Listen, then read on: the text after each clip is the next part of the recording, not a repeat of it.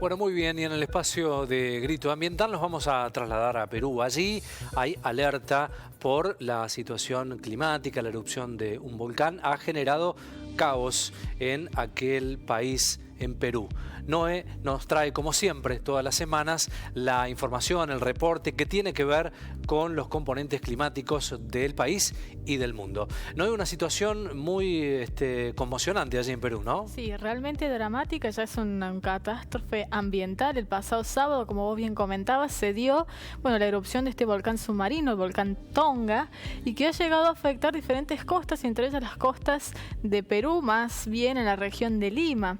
Allí se produjo un derrame por parte de la empresa que está ubicada en Ventanilla, allí en Perú, muy cerquita de Lima, y que ha generado realmente un desastre ambiental con unas magnitudes muy impactantes. Mira, ahí estamos viendo el mapa. Sí. Hay más de 90 kilómetros de playa afectados, y esto no solamente incluye la actividad turística, sino también la actividad pesquera que se desarrolla allí en la zona.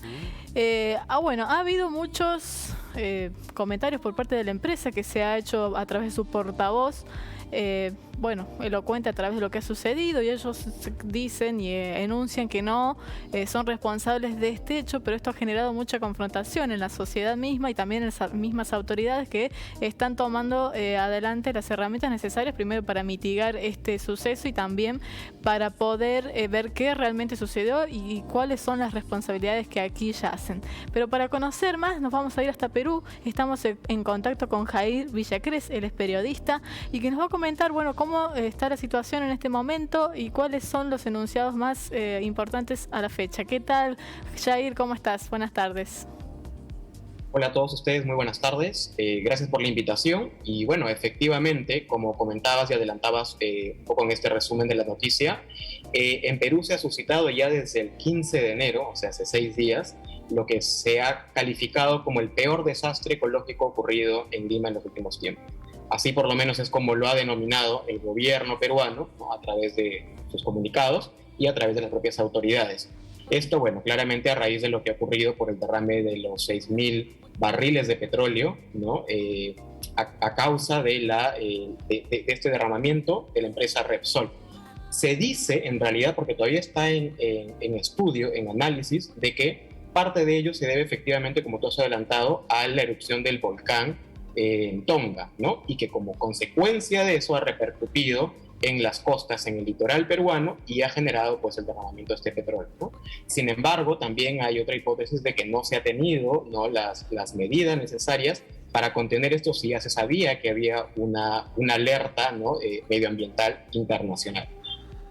Las comunicaciones de la empresa, decían que ellos se habían comunicado con la Marina de Perú y que no habían tenido ninguna alerta de algún cambio climático por el volcán. Si bien ellos dicen, no dieron anuncio de tsunami, lo que declaran es que hubo un oleaje anómalo. Esto no sé si está contemplado o ha habido alguna claridad sobre esta situación.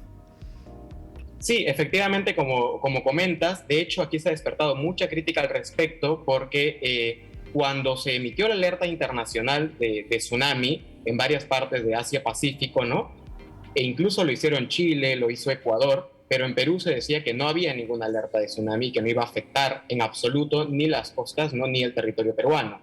Sin embargo, se presentaron estos oleajes anómalos que ha denominado el gobierno, ¿no?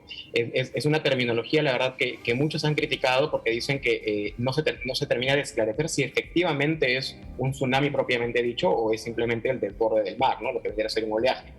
Pero sí ha habido repercusiones, efectivamente.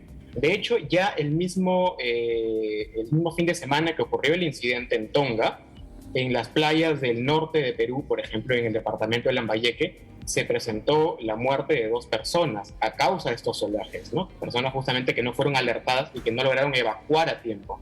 Entonces, eso es la crítica que se ha hecho un poco, ¿no?, a las autoridades, ¿no?, a la Marina de Guerra, de que no emitió la alerta a tiempo.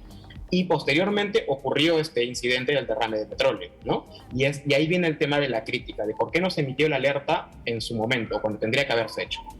Otra de las críticas, bueno, que se dio es que la empresa no informó de manera más certera lo que estaba sucediendo, de cuánto había sido el derrame. Hoy, bueno, se conoce por el ministro de Ambiente de allí que más o menos son unos 6.000 barriles de crudo los que se han esparcido en el mar, pero en un principio la empresa no había comunicado esto. ¿Es así, Jair? Sí, efectivamente, de hecho, la empresa se demoró mucho en emitir un comunicado, ¿no? Es otra de las críticas que se ha hecho, porque los primeros en pronunciarse y en alertar sobre la situación, para empezar, fueron los pobladores locales, ¿no? Quienes llamaron la atención debido a este derrame de petróleo, porque era de gran magnitud. Además, llamó la atención porque nunca se había visto esto en Lima, ¿no? En la capital. Luego de eso llegaron las autoridades gubernamentales, ¿no? Para hacer el levantamiento de información y corroborar de que efectivamente se trataba de un derramamiento de petróleo, ¿no? Y no de un hecho aislado o algo más de menor magnitud. Una vez que ya se confirmó, recién emitió el pronunciamiento la empresa, la multinacional Repsol, ¿no? Que es la responsable de este incidente. En un inicio intentaron obviamente menguar la situación, bueno, como suele pasar mucho cuando hay estos incidentes, ¿no? Pero ya el comunicado de manera oficial lo ha emitido recién ayer, ¿no? En el que primero ha mostrado su solidaridad con las familias afectadas de la zona, además por la muerte de estas especies marinas que claramente han sido una de las principales afectadas, y además se ha comprometido a enviar un equipo técnico para que se haga cargo de limpiar toda la zona, ¿no? Pero ha sido muy tarde, la verdad, la reacción de la empresa, ¿no? Y es algo que se ha criticado bastante en esos últimos días. Como bien vos decís, este tipo de actitudes genera, ¿no?, cierta desconfianza de cuál ha sido el trabajo real que estaba realizando la empresa en ese momento y en qué condiciones de seguridad. Comentame cuáles han sido las tareas tanto de la empresa por parte del gobierno que se están llevando adelante para mitigar este gran daño. Sí, bueno, de momento están haciendo la limpieza total, primero del terreno poblacional, es decir, donde se ubican las personas, porque hay que tener en cuenta que en las más de 20 playas que han sido afectadas vive mucha gente, en las caletas que se le denomina, ¿no? Hay muchas familias que de hecho son, como bien comentabas tú también en tu reporte inicial, viven del turismo y de la pesca. Estas familias claramente han tenido que ser evacuadas, han perdido su trabajo, y digamos que la primera acción ha sido esa, limpiar todo ese territorio o esa parte, o están todavía haciendo, no lo terminan, para que esas personas puedan volver eventualmente, ¿no?, a esa zona, pero por ahora claramente no pueden estar. Lo segundo ha sido recuperar y salvar las especies marinas también, porque ya había muchas pérdidas de especies marinas, ¿no? De hecho, como bien sabrán, bueno, el litoral peruano tiene una rica fauna, ¿no? Y muchas de esas especies han sido afectadas, pero se lograron recuperar algunas. Entonces, hay un grupo de ambientalistas y sobre todo voluntarios. Se ha rescatado mucha esa labor. Por ejemplo, estudiantes de universidades que se encuentran en la zona, en este momento estudiantes de veterinaria o zoología, tratando de ayudar a estas especies, ¿no? Además de eso, está claramente la OEFA, por ejemplo, que es el organismo de evaluación y fiscalización ambiental que está supervisando que se den con el control de calidad necesario, porque más allá, digamos, de limpiar el territorio, hay que tener mucho cuidado con esas especies marinas, ¿no?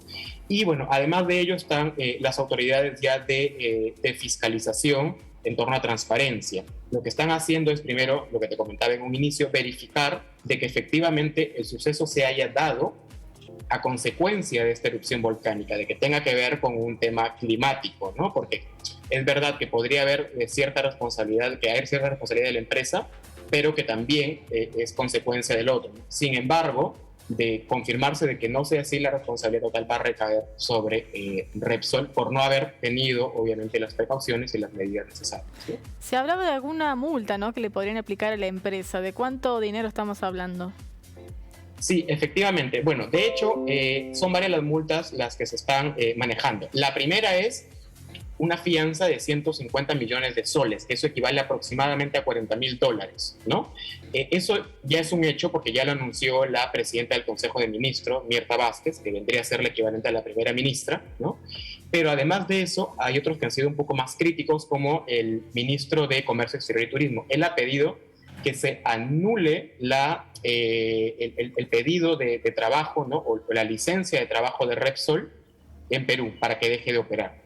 Eso todavía está en evaluación, ¿no? Sin embargo, cada vez son más adeptos los que están a favor de esa postura, y es probable de que se haga por lo menos una una interrupción temporal de las actividades de Repsol en Perú, ¿no?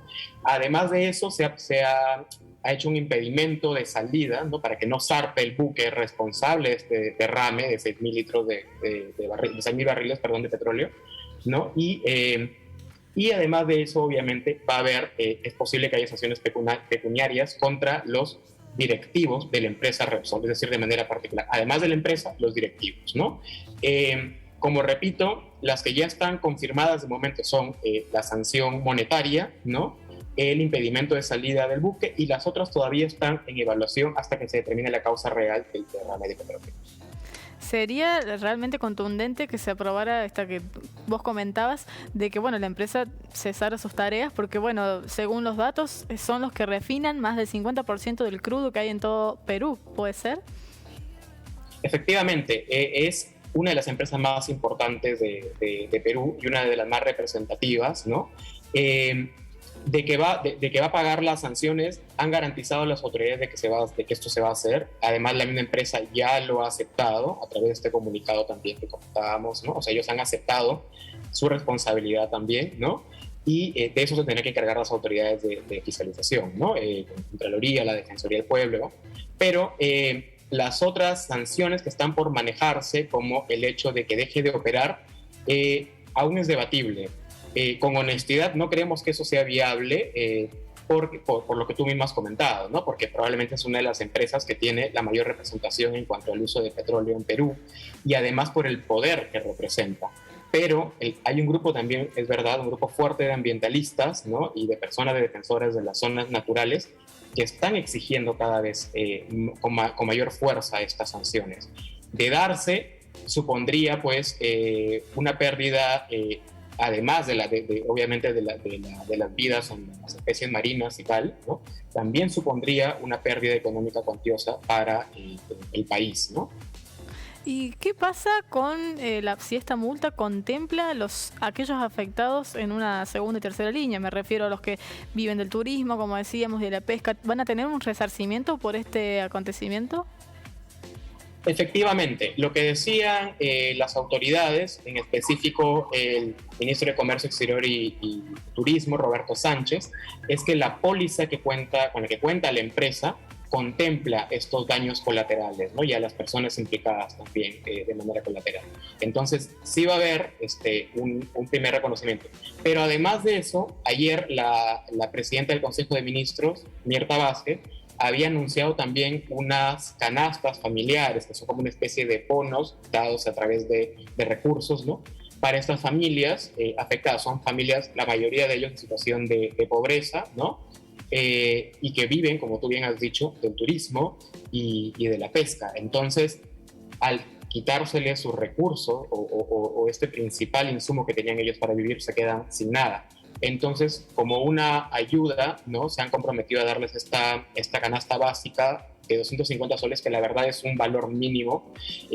Vendría a ser algo de $80 aproximadamente, ¿no? Para ponerlo en cifras internacionales, pero que esto va a ser por lo menos un par de días nada más, porque como bien sabemos, este monto casi nada representativo, no alcanza para una canasta básica familiar. No alcanza y tampoco se planea a largo plazo, porque sabemos que los efectos de los derrames de petróleo no son unos días, esto se va a extender en el tiempo. Y coméntame qué dice la gente, ¿no? Que allí vive, cuál es, si hay alguna censura social, un reclamo respecto a lo que está sucediendo. Sí, la indignación es tremenda. De hecho, es mucha la gente obviamente que se ha mostrado en contra, por no decir la mayoría de la sociedad limeña, ¿no?